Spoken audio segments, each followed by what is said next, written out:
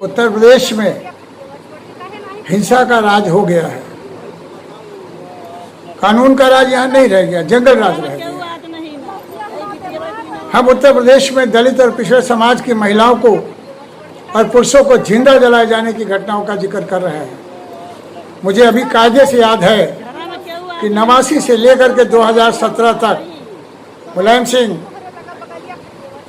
कल्याण सिंह जी, मायावती, मुलायम सिंह जी और फिर अखिलेश यादव जी की सरकारें आई, लेकिन दलित समाज के, पिछड़े समाज के लोगों को जिंदा जलाने की घटनाएं नहीं घटी। यहाँ पर 2017 में जब से भारतीय जनता पार्टी की सरकार आई है, तब से इस समाज के लोगों को सड़कों पर, दरवाजे पर, घरों के सामने जिंदा जलाने की घटनाएं लगातार सामने आ रही हैं।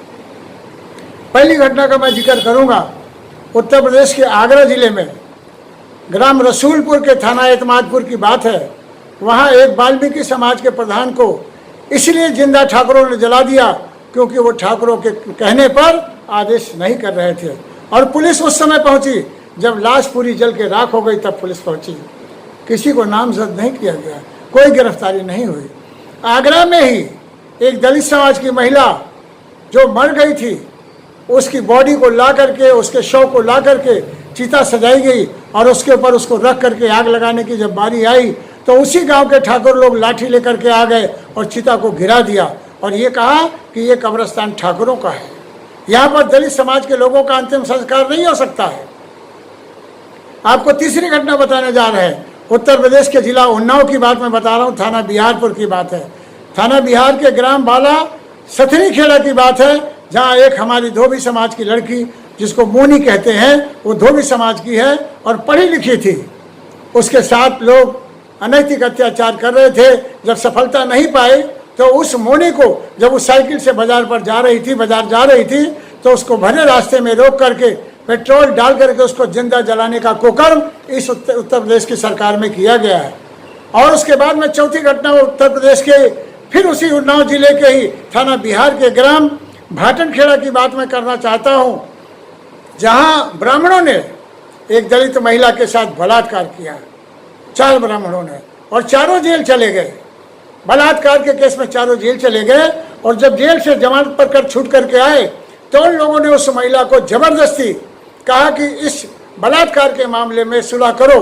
जब उस महिला ने इनकार किया तो उसके शरीर पर मिट्टी का तेल डाल करके दिन दहाड़े, दिन में जनता के सामने उसको जला दिया गया। उत्तर प्रदेश की सरकार ने अपराधियों के विरुद्ध किसी प्रकार की FIR नहीं की। जब हमारे संगठन ने उन्नाव से लेकर के और दिल्ली के जंतर मंतर तक जाकर के आंदोलन किया, तब जाके उत्तर प्रदेश सरकार को शर्म आई और उसने FIR लिखी और मुकदमा लिखा गया। 5वीं घटना मैं आपके सामने रखने जा रहा हूँ। उत्तर प्रदेश का जिला हरदोई है। उस हरदोई के में दिनांक 14 तारीख को, ये फरवरी की बात मैं बता रहा हूँ, ग्राम भदैया और थाना कोतवाली के अंतर्गत है, एक नौजवान मोनू जो पोस्ट ग्रेजुएट कर रहा BSc का स्टूडेंट था, उसको चारपाई पर बांध करके ठाकुरों के नौजवान लड़कों ने जिंदा पेट्रोल डाल के इसलिए जला दिया क्योंकि उस लड़के से उसी गांव की एक गुप्ता समाज की लड़की प्यार कर रही थी। लेकिन पुलिस ने मुकदमा नहीं लिखा। जब हमारे समाज के लोगों ने हरदोई में, हमारे संगठन ने हरदोई के अंदर आंदोलन किया, अंबेडकर प्रतिमा के सामने हजारों की संख्या में आंदोलन किया, तब उसकी FIR लिखी गई और सरकार ने उसको 2 लाख रुपया देने की वहाँ पर घोषणा की। अब मैं आपको अभी बताने जा रहा हूँ कि अभी अभी उत्तर प्रदेश के अंदर कितना बड़ा कुकर्म दलितों के साथ हो रहा है। और ये केवल मैं तो देख रहा हूँ कि 90% उसमें चमार जाति के लोगों के साथ अत्याचार हो रहा है। पहली घटना मैं आपको बताने जा रहा हूँ, दिनांक 30 अगस्त को है, थाना लालगंज, जिला रायबरेली। वहाँ 2 नौजवान थे जो ऑटो रिक्शा वो इलेक्ट्रिक रिक्शा चला के अपने परिवार का जीवन यापन कर रहे थे। उसकी माँ थी और 2 लोग थे। लेकिन वहाँ के ठाकुर साहब को अच्छा नहीं लगा। एक झूठी चोरी की रिपोर्ट लिखा करके थाना लालगंज में 2 लड़कों को पकड़वा करके बंद किया, और पुलिस के दरोगा द्वारा उन 2 लड़कों को इतना मारा गया कि एक लड़का थाने के अंदर मर गया तो दूसरे को छोड़ दिया गया, और सुबह उस लाश को पंचनामा करके पोस्टमार्टम करा गया और भारी संख्या में PSC लगा करके उसकी लाश को जला दिया गया। लेकिन अपराधियों के खिलाफ, थानाध्यक्ष के खिलाफ और दोनों दरोगाओं को कोई मुअत्तल किया गया है, वो सस्पेंड किया गया है। उनके खिलाफ 302 की FIR नहीं करी गई। और आज भी वो दोनों माँ और बेटे गांव से गायब हैं, उनका पता नहीं है, उनके घरों में ताला लगा है, लेकिन सरकार के कान पे जू नहीं रेंग रही है। दूसरी घटना में उन्नाव की फिर करूंगा। थाना बीघापुर के ग्राम में पठरिया की गांव की मैं बात करता हूं, जिसको खेमई खेड़ा कहते हैं।